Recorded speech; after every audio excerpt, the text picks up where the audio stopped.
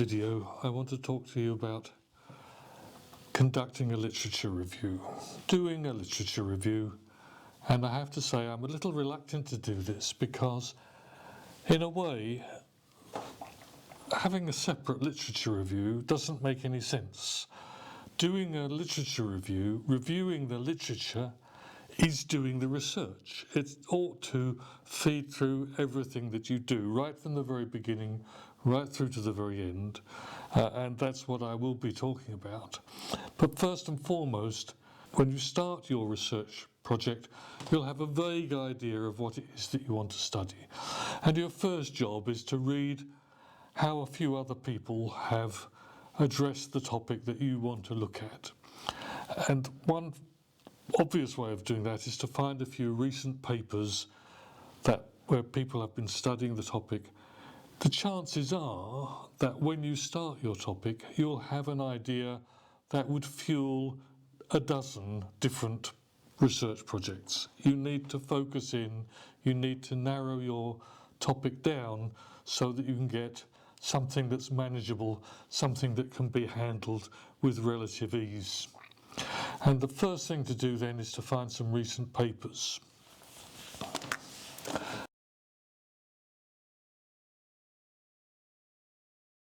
Well, how are you going to find your recent papers that you want to have a look at as your starting point for your study? Google Scholar would be as good a place as any, I suppose, to have a look for those papers, but probably worth your while to learn how to use the Web of Science to make sure that you can find the Web of Science is more comprehensive and the search facilities are better, so you have more control over what you're looking for. But what you're hoping to find is 2 or 3 papers, maybe a dozen recent papers about the topic that you're looking at. If you do a search on Web of Science and you find too many hits, you've got 1,000 hits, then you need to narrow in your focus. Focus on a level of education, focus on a topic, focus on a geographical area, anything to narrow down the scope of what you're looking at to try and find those 2 or 3 recent papers. Since 2020, you'll find some papers on your topic in Web of Science. If you don't find any hits, then start widening out the search. Look for possible ways of calling a level of education secondary education, high school, universities, tertiary education. You'll be widening the scope by using alternative terms, or you might say, well, nobody's studied this topic in my country, but I can have a look at it, how it's been handled in other countries. So you're looking for about a dozen papers to read in the first instance, skim through, make sure that they're on your topic, and you're looking to narrow that down to 3 or 4 key references. And then you're able to trace back through the literature, through the footnotes on those documents. They will point back towards earlier documents, and if you're lucky, you'll find over here somewhere a book that sets out an approach to the topic. You're building up a picture of what the literature looks like, and your job is to start to see who's referring to whom and build up a picture of what a mainstream. If you've got a paper out here that nobody refers to, or very few people refer to, then you say, well, that's a maverick, that's somebody who's not mainstream. I'm going to look mostly at the mainstream to see who's referring to whom. And the footnotes will take you backwards through the literature to earlier and earlier publications so that you get a sense of how the field is built up. And importantly, one of the reasons for learning to use the Web of Science is that the Web of Science allows you to say, here's a book that I've found is crucial to my study. It's very important. It sets out a valuable framework of how to analyse the topic. And I can use the Web of Science to find out who's referring to that book now. who's using that now, so that the Web of Science will take me, obviously footnotes can only take you down through history, backwards through history. The Web of Science can bring you forwards to find recent papers that have been based on a key book that's in the history. If you're lucky, you'll find that. You'll find a key book that covers the material in a comprehensive way, allows you to classify the approaches to the topic that you've got, your topic of interest. Because you're trying to build up a texture. You're trying to build up, it's not, a literature review is not one damn thing after another. It's not an account of this person says this person said that, the other person said this thing, this person said that thing. You're saying, here's a scholar who put forward an idea. And when this scholar took the idea, they modified the framework for some reason. Why did they modify it? How did they improve it? Was it an improvement, or were they just trying to say something that would strike people as fresh and different? You're building up a framework, you're building up a texture of how the subject has developed over the past 10, 20, maybe even 50 years, depending on the topic that you're looking at. So the first thing to recognise is that writing a literature review is not about just reporting what people have said. It's about explaining how the field has developed, explaining how perspectives have changed, explaining who has improved on which and what the developments are and why those are important. It won't do to say there are lots of different definitions of my topic. There are lots of different definitions. This one builds on that one. This one is an improvement. And because of this, the texture, because of the structure of the field, I'm choosing to use this one. This one's other people have tried to modify it since, but they've not made a lot of difference. But I'm using this one, so that you're explaining your approach. At first, you'll read a number of papers that you don't agree with. They'll be using methods you don't like. That's also useful. It's also useful because it helps you focus your attention on the things that you do want to do. And building up the picture over time gives you a chance to explain how the theories have developed, how they've changed, and which ones appeal to you most. And once you've done that, you'll then start to see differences in the approaches, and you'll be able to say, well, there's this school of thought and there's that school of thought. There are these people who think that children think just like adults. There are these people who think that the thinking of adults is quite different. You'll start to get a sense of the geography of the field. There are mountains of approaches, so that there's this group of people who think in one way, there's that group of people who think in another way, and there's a third group of people who think in a third way. And you'll start to be classifying papers.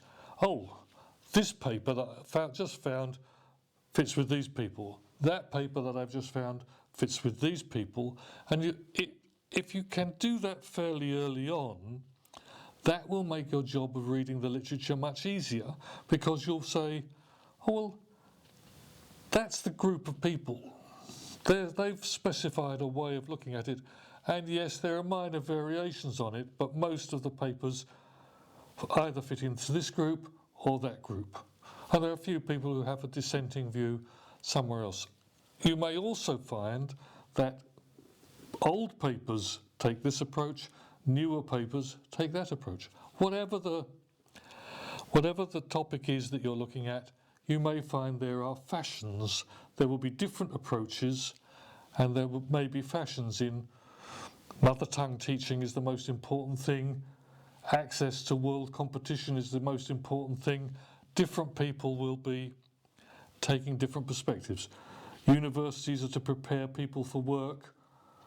Universities are for providing a liberal education. Different perspectives on the world will show up in the literature, and there may have been shifts over time, and all of that process you're developing a sense of where the literature is, and you're refining your sense of what your topic is and what you're going to look at. And if you're lucky and you found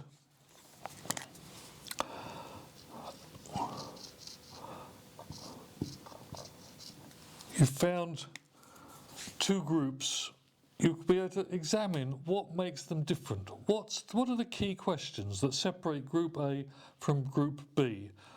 What's the difference here that allows people to, or persuades them that one view is better than another? And can I investigate that question to provide some evidence? So in the course of the literature review, you will be refining your questions. You won't, I hope, go out and say to people, are you in Group A or are you in Group B? But you'll be able to go to people and say, this is a key question that separates people from A and B. Answer me this question, and then I'll be able to interpret and work out which group that you are in. It's, I think, lazy to think that you can get your research questions and then just go out and ask your research questions to people to see whether that they can give you the answer. I mean, who are you going to ask if you want to know whether children learn best in their mother tongue or whether they learn best in an international language? Who are you going to ask? You need to be finding out what those imply, and in terms of the implications, work out specific questions that you can investigate. You wouldn't necessarily go into a school and say, do you believe that education is about transmitting knowledge to people, or do you think it's about developing character? But you might say, these are two major schools of thought. Education is about transmitting knowledge, education is about developing character. What are the questions that divide those two groups? What are the key questions they disagree about? And then I can go and ask teachers about the detailed question, and then I can draw my own conclusions about whether they think education is this or education is that. It's about refining your approach, refining your questions, identifying exactly how you're going to interpret detail in terms of your broader theory. So that the literature review is doing a really, really important job in terms of developing your ideas. Now, you may find that the literature is grouped into three different competing camps, or you may not. You may find that the world agrees that everyone agrees that this is the approach to take. You may find there are some views that seem to be universally upheld, that education is being dominated by neoliberal policies, that learning 21st century skills is the central aim of education, that children need to learn about technology above all else. That if that's the case, you need to be especially vigilant. You need to be asking, what is going on here? What are 21st century skills? What is neoliberalism? Because the chances are that if there's total agreement on something like that, that there are lots of different people using different definitions of neoliberalism, of 21st century skills, and they have a superficial agreement, but they can have a superficial agreement because they haven't accurately or precisely defined what they mean.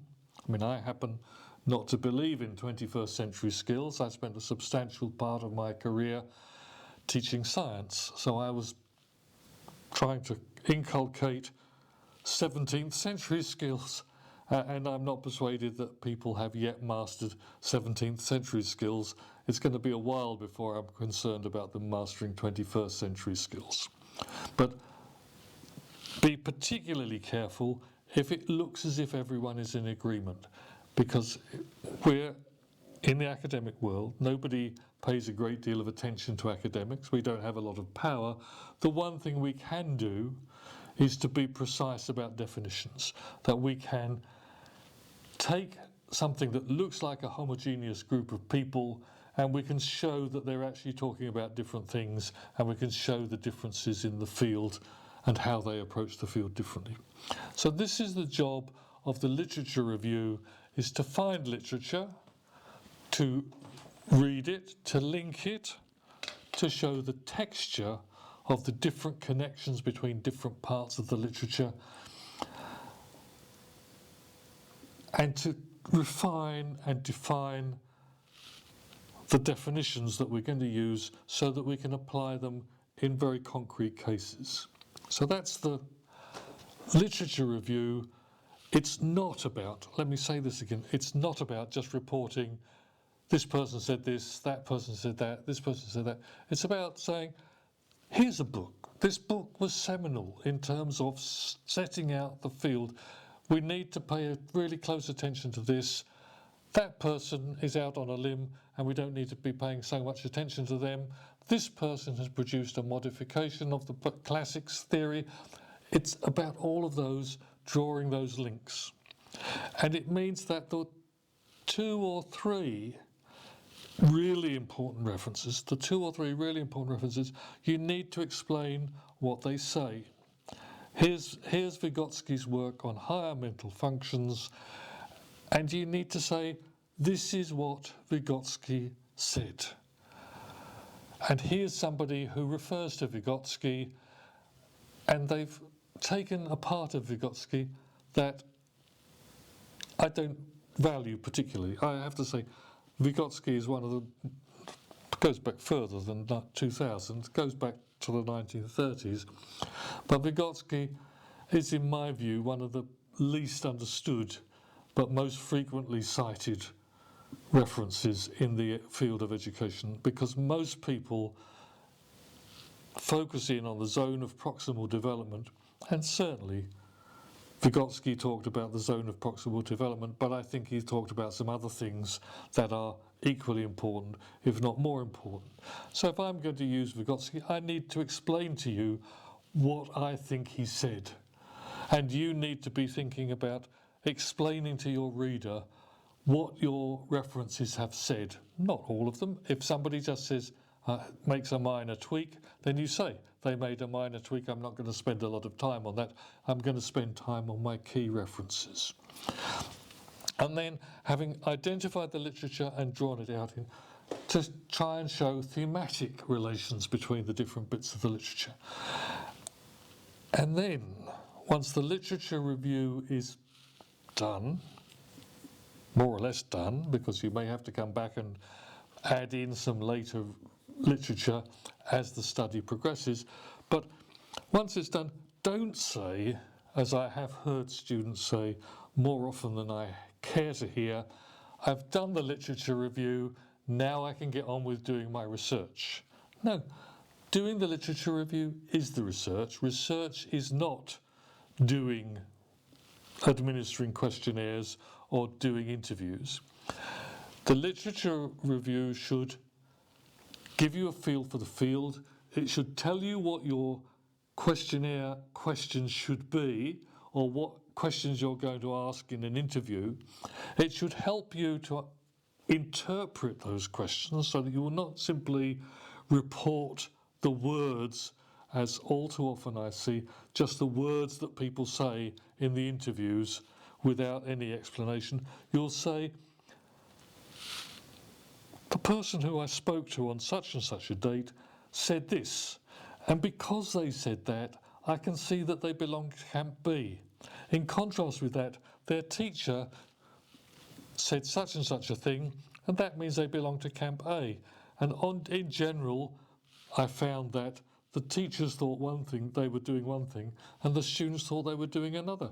So that you've got detailed questions, your research questions come out of the literature. And then your interpretation of the data comes out of the literature. The literature review is central to everything that you're doing in a research project. And best of all, when you come to the end, when you come to your conclusions, you should come back to the literature review and you should say, these people disagreed. Camp A and Camp B disagreed on this topic precisely. And what I've found in my study is that such and such a thing is the case. And because I've found that, I can add to the theory. What I'm doing is adding to the theory because I've found out something new about the relationship between Camp A and Camp B. So the literature review is not done once and for all. It helps you identify what you're going to study.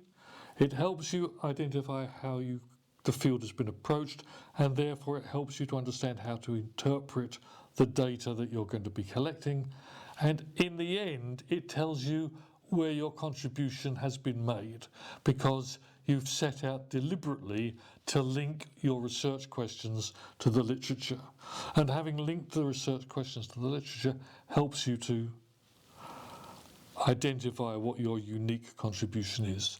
So the literature review is right at the heart of everything. In addition to that, if there's anything that people are all in agreement and you decide that they are all in agreement legitimately, then you don't need to spend a lot of time on that. You can simply say, that's done and dusted. I want to look at something really interesting at the periphery of that, or I want to look at something in a component of that. So the literature review is the beating heart of a research study, and it ought to be undertaken with that seriousness, but with the seriousness of explaining, not just sticking a name at the end of a sentence or saying that Smith said that or Brown said that. That's not what's important. First of all, who was Smith, who was Brown, and why are we going to pay a lot of attention to them? They may have been famous, or they may simply have had the best idea, in your opinion, of how to tackle something. Either of those things is possible. Just because someone's famous doesn't mean they're going to be your key reference, but you're explaining why your key references are your key references. And you're showing how you're going to use them, and you're showing what you make out of the field. And you're conveying that to your reader so that your reader can appreciate exactly what you're doing and how you're doing it.